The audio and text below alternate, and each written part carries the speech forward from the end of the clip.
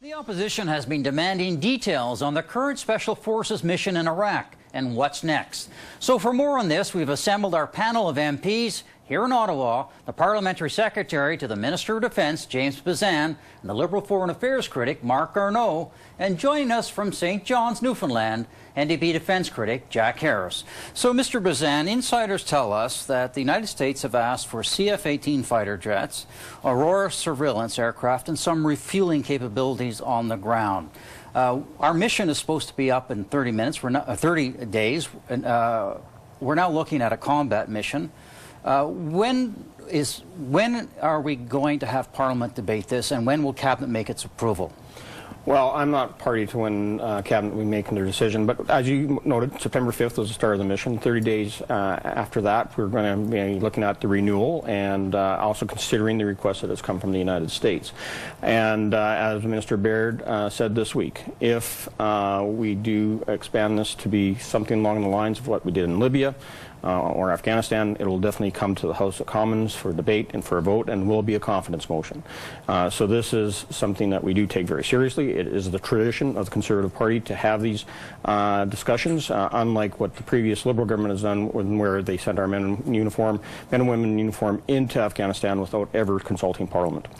Mr. Harris, your party has been concerned about mission creep. Now we are poised to join a combat mission. What is the position of the New Democratic Party now? Will they support this combat role or not? Well, you know, let's go. This just proves that we were right to question the government's credibility in the beginning.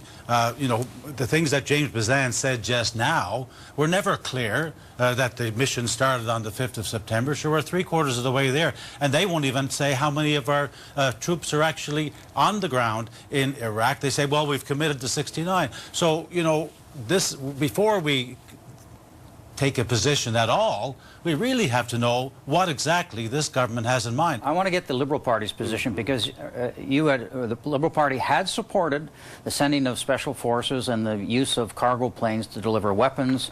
Now the role is going to change. Do you have concerns about, will you support it? Absolutely, we have concerns, and it's a brand new ball game because we don't know what the role will be. We've clearly been given indications from the Prime Minister that it's going to be expanded.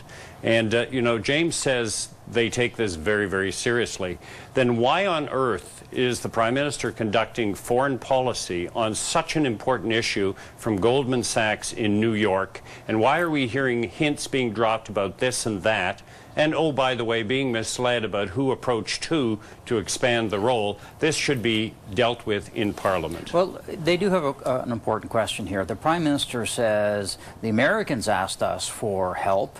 The Americans say, no, it was the other way around. So who's telling the truth? Look, we have to go back to August, when President Obama and the White House started reaching out to form a coalition.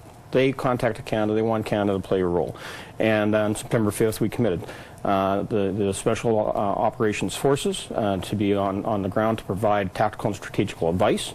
We've provided airlift capabilities and now delivered over 580 tons of military and humanitarian aid into the region. So we are there at the invitation of the Iraqi government. Did the Prime Minister say, hey, we can offer more? As always, when we have conversations between allies, especially with the United States, who's leading this coalition, we're looking for clarity. And so there is the two-way communication that's been going back and forth. What is important is that there is a request from the United States. I'm not sure of the contents of that letter, right, but I can tell you that we are going to seriously consider it. And as we go forward, as we promised to do right from the beginning, is that there will be this is a 30-day deployment. At that point in time, we will look at renewing that deployment, as well as any changes that are required to be made. So, Mr. Harris, isn't it strange that we find out about this from the Prime Minister telling the Wall Street Journal audience in New York, and not Parliament itself? Well, this is clearly wrong. I mean, you know, not only did we have this kind of stuff coming from out of the U.S., but it was disinformation. So we got a serious problem here when this Prime Minister conducts this kind of foreign policy activity in a foreign country and doesn't have the decency to come and tell Canadians exactly what they have in mind. I mean, you know, this crisis has been going on for some time.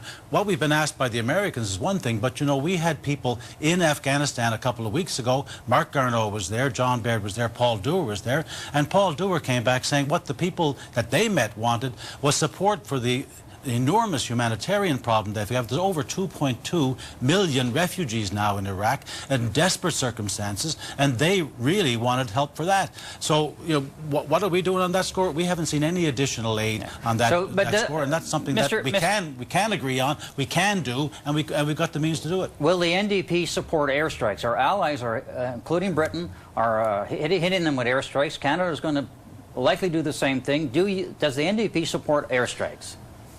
We're not going to speculate on what. I mean, I'm not asking you to speculate. I'm not asking you to speculate. I'm asking you, does the NDP support airstrikes right now?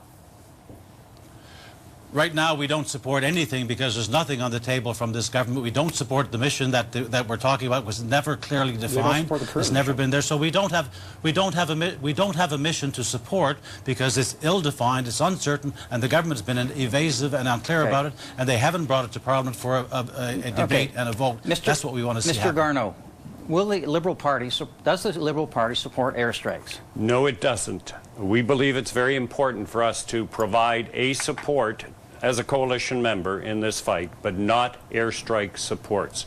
Remember also that we are extended as well on the European front. We have a number of aircraft over there as part of the NATO reassurance mission.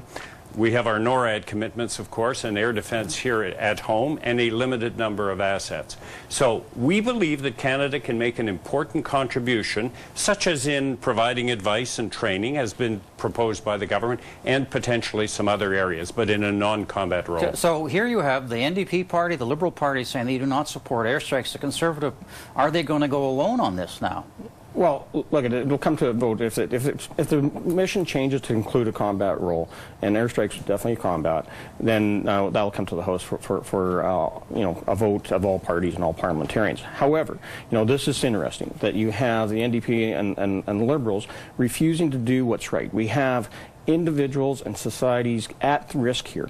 So we have the minorities, whether they're religious Christians, Yazidis, Kurds, other ethnic minorities, are completely right now getting wiped off the face of the earth. We're talking that this is a slaughter going on. It's very barbaric, and we don't want to see this brand of terrorism come back home to haunt us. So we have to be active. Sitting idly by is not an option. All right, we'll see what happens in Parliament this week. Thank you very much. Appreciate you coming in. Yeah. Thanks, Bob.